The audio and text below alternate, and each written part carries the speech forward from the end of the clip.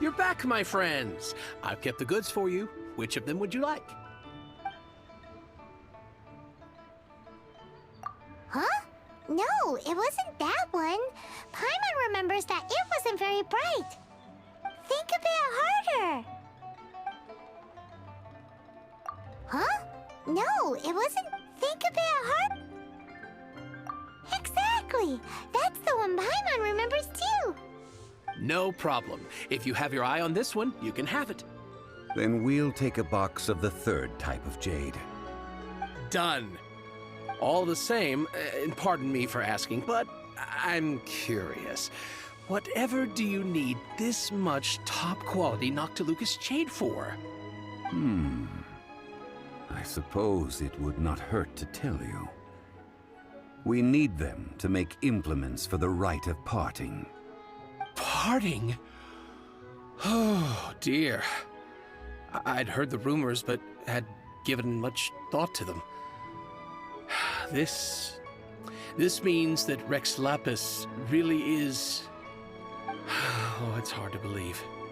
Even though the Jade Mystery has been in decline, we have always been under his protection. It is said that when our Lord lost his way while going incognito in the city 200 years ago, it was a spoon from the Jade Mystery that he had used to sample the local delights. Alas, alas, all things must pass. Well, if this is to be used to say farewell to Rex Lapis, then I shall sell this to you at half the price. Are you sure? You didn't want to even give us an inch before. If not for our Lord's protection, this city wouldn't exist as it does now. No proprietor could earn money off such a thing. I'm sure Rex Lapis will feel your sentiment, boss. In the safe hands of the Liyue Qixing and good honest merchants such as yourself, I for one believe that Liyue will continue to prosper as it always has done. All right. Thank you, my friends. What's with me getting all sentimental like this? I'll practically be giving away all my fortune at this rate.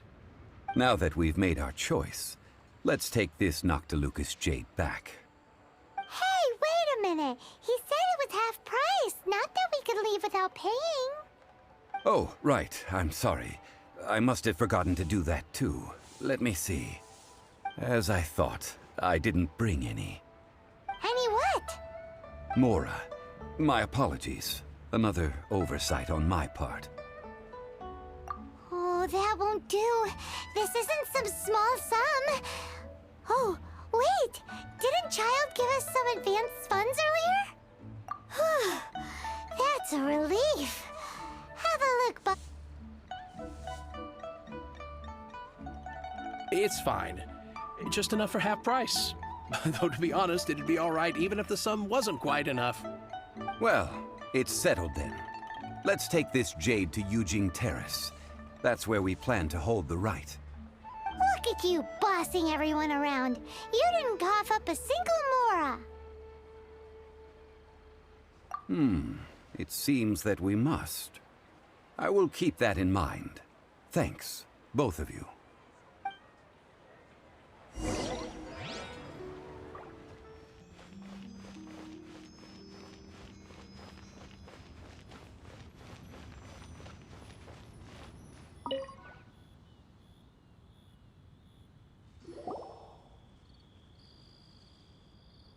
We can leave the jade here. I have already called for a jewelsmith to shape them into the implements that we will need. Ah, yes. I have yet to go and see Child. So, as for the jewelsmith's remuneration... Guess we can't do anything else. Also, is this where we're doing the rite of parting? Yes. I have already rented this location, and have begun making preparations for the rite. That's right. The Liyue Qixing have acquiesced to using the same location.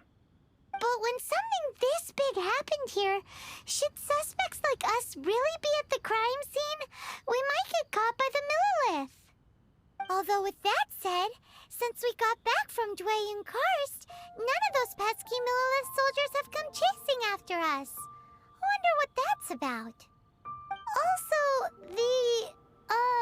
Rex Lapis vessel. Traditionally, we call it the Exuvia. Ah, right! That's what it was called. You seem to know everything, Mr. Zhongli. So, was this Exuvia hidden away by the Qixing? I mean, we haven't even figured out who the murderer is. One must think that they already have someone in mind. Or perhaps they already know. Surely they must have found all the evidence that there is to find here. These things are for the authorities in Yujing Terrace to consider. Trying to help would probably only add to their troubles. Before the rite is conducted, the Exuvia will be kept temporarily in the Golden House.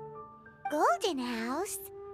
The only mint in Liyue, which is to say the only mint in Teyvat. All the mora that flows throughout the world is minted there. Wow! Oh, no! Paimon wasn't thinking about anything bad. Paimon thinks it suits Morax. But why do you know this, Mr. Zhongli? Since the rite of parting has the approval of the Qixing, it is a semi-official event. As such, there is already some limited information available. Perhaps each has their motives. But this is the capital of commerce. A little exploitation once in a while is not unacceptable. In Liyue, where the god of contracts reigns, only contracts may not be betrayed. I, for one, have no issue with little maneuvers outside their remit. Well then, we should go and prepare the perfumes used in the rite. Perfumes? Where'll we get those? Do we buy them? No. Perfumes used to honor the gods must be freshly decocted. The quality of the silk flowers we require is also special. Silk flower petals contain a fibrous material of good quality, often used in brocade making.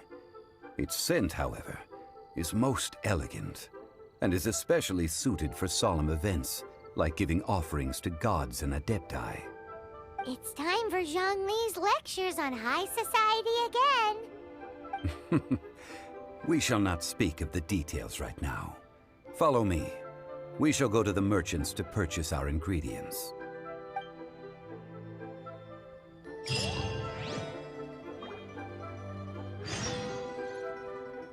Ma-da-da-da-da.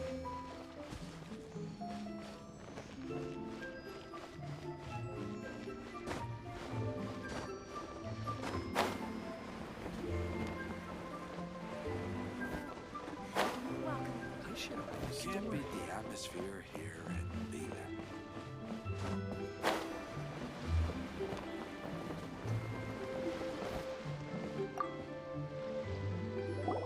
Hey, boss, do you sell silk flowers here? Silk flowers? We certainly do. Which kind would you like? Which kind? The good kind? The best kind? Remind Paimon what kinds there are again. Ugh, you ignorant shoppers. Always coming in here with your stupid questions. Golden House Maiden, Valley Weaver, and Fate's Yearning. One of each to start with, if you don't mind. My goodness, this gentleman is quite the connoisseur. You two must be his servants.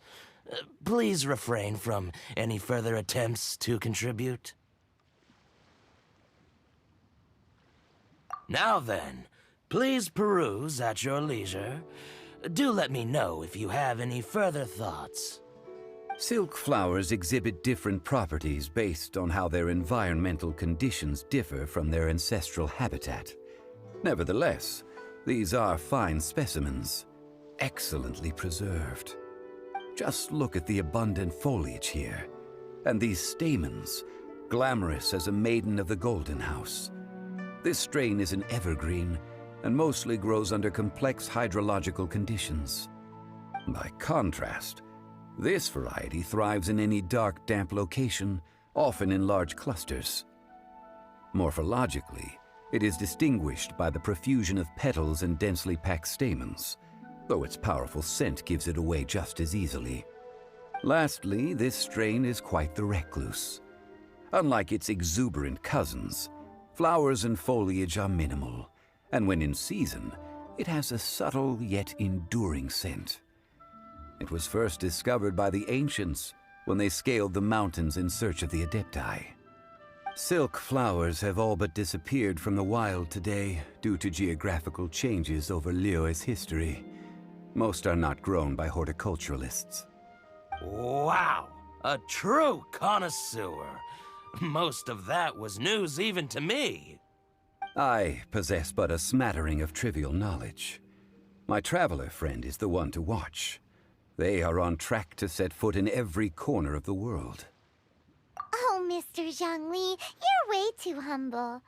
So, which silk flower did you want anyway? I'll take them all, boss. Again?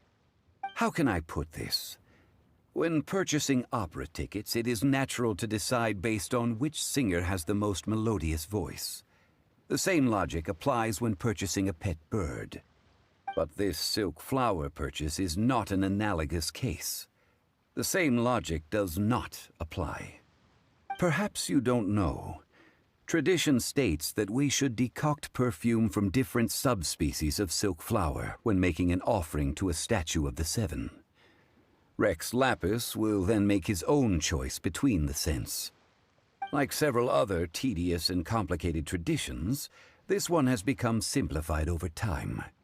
But this is the only rite of parting to take place for one of the seven in 3,700 years. As such, I do think we should honor tradition down to the last detail in this case. Now that's settled, a question. Do you have any Mora on you? You forgot to bring money again? Zhongli.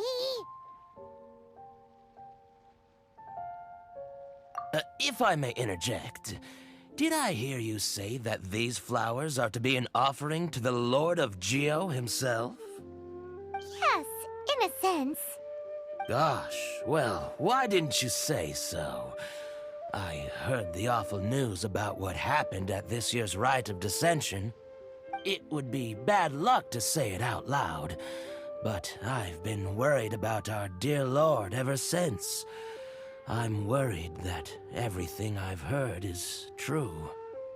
Since these flowers will be used to glorify our Lord, they're free of charge. Just don't forget to pass on my regards. Are you serious? Why wouldn't I be? I would be nobody if not for Rex Lapis. If he hadn't written those poems in praise of my wares, they'd only be worth a fraction of what I can sell them for today. Huh. So much folklore here revolves around Liyue's deity making cameo appearances in support of local businesses. Thank you, boss. I think I speak for all of us when I say that your generosity has saved our skins. Our skins? You were the one who forgot to bring money. Please, it's the least I could do. So, now that we've got the flowers, how do we make the perfume? Ideally with the help of an expert. Unfortunately, none of my acquaintances have personal experience in the art of decoction. Talk about first world problems. Hence, I need you to help by asking around in the city. Try the common folk, especially women. So this time we get to go around town looking for nice-smelling ladies to talk to? Paimon likes this job. I will wait for you near the statue of the Seven. Meet me there when the perfume is ready. Maybe we can find some good candidates at the Adventurers Guild. Let's ask Lan.